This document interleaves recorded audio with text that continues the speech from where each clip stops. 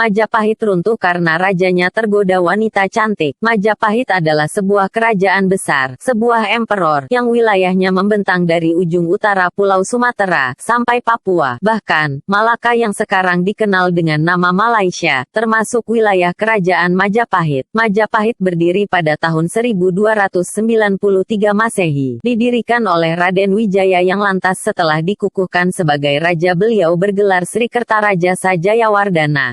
Eksistensi Majapahit sangat disegani di seluruh dunia. Di wilayah Asia, hanya Majapahit yang ditakuti oleh Kekaisaran Tiongkok Cina. Di Asia ini, pada abad 13, hanya ada dua kerajaan besar, Tiongkok dan Majapahit. Lambang negara Majapahit adalah Surya. Benderanya berwarna merah dan putih, melambangkan darah putih dari ayah dan darah merah dari ibu. Lambang nasionalisme sejati, lambang kecintaan pada bumi pertiwi, karma bumi. Dan pada zamannya, bangsa kita pernah menjadi negara adikuasa, superpower, layaknya Amerika dan Inggris sekarang. Pusat pemerintahan ada di Trowulan, sekarang di daerah Mojokerto, Jawa Timur. Pelabuhan internasionalnya waktu itu adalah Gresik. Agama resmi negara adalah Hindu aliran Siwa dan Buddha. Dua agama besar ini dikukuhkan sebagai agama resmi negara, sehingga kemudian muncul istilah agama Siva Buddha. Nama Majapahit sendiri diambil dari nama pohon kesayangan Deva Siva, Avatara Brahman, yaitu pohon bilva atau filva. Di Jawa pohon ini terkenal dengan nama pohon maja, dan rasanya memang pahit. Maja yang pahit ini adalah pohon suci bagi penganut agama Siva, dan nama dari pohon suci ini dijadikan nama kebesaran dari sebuah emperor di Jawa. Dalam bahasa Sanskerta, Majapahit juga dikenal dengan nama Filvatikta, Wilwatikta, filva, pohon maja, tikta, pahit. Sehingga, selain Majapahit, baca, Mojopahit, orang Jawa juga mengenal kerajaan besar ini dengan nama Wilwatikta, Wilwotikto. Kebesaran Majapahit mencapai puncaknya pada zaman pemerintahan Ratu Tribuana Tunggadewi Jayawisnuwardani, 1328-1350 M, dan mencapai zaman keemasan pada masa pemerintahan Prabu Hayam Wuruk, 1350-1389 M, dengan Mahapatih Gajah Madanya yang kesohor di pelosok Nusantara itu. Pada masa itu kemakmuran benar-benar dirasakan seluruh rakyat Nusantara, benar-benar zaman yang gilang gemilang, hingga pada suatu ketika, manakala ada acara rutin tahunan di mana para pejabat daerah harus menghadap ke ibu kota Majapahit sebagai tanda kesetiaan, Ki Ageng Kutu, Adipati Wengker, Ponorogo sekarang, mempersembahkan tarian khusus buat Sang Prabu. Tarian ini masih baru, belum pernah ditampilkan dimanapun. Tarian ini dimainkan dengan menggunakan piranti tari bernama dadak merak, yaitu sebuah piranti tari yang berupa duplikat kepala harimau dengan banyak hiasan bulu-bulu burung merak di atasnya. Dadak merak ini dimainkan oleh satu orang pemain, dengan diiringi oleh para prajurit yang bertingkah pola seperti banci. Sekarang dimainkan oleh wanita tulen, ditambah satu tokoh yang bernama Pujangganom dan satu orang jatilan. Sang Pujangganom tampak menari-nari acuh tak acuh, sedangkan jatilan melompat-lompat seperti orang gila. Sang Prabu takjub melihat tarian baru ini. Manakala beliau menanyakan makna dari suguhan tarian tersebut, Ki Ageng Kutu, Adipati dari Wengker yang terkenal berani itu, tanpa sungkan-sungkan lagi menjelaskan, bahwa dadak merak adalah simbol dari kerajaan Majapahit sendiri. Kepala harimau adalah simbol dari Sang Prabu. Bulu-bulu merak yang indah adalah simbol permaisuri Sang Prabu yang terkenal sangat cantik, yaitu Dewi Anarawati. Pasukan banci adalah pasukan Majapahit. Pujangganom adalah simbol dari pejabat teras, dan jatilan adalah simbol dari pejabat daerah. Majapahit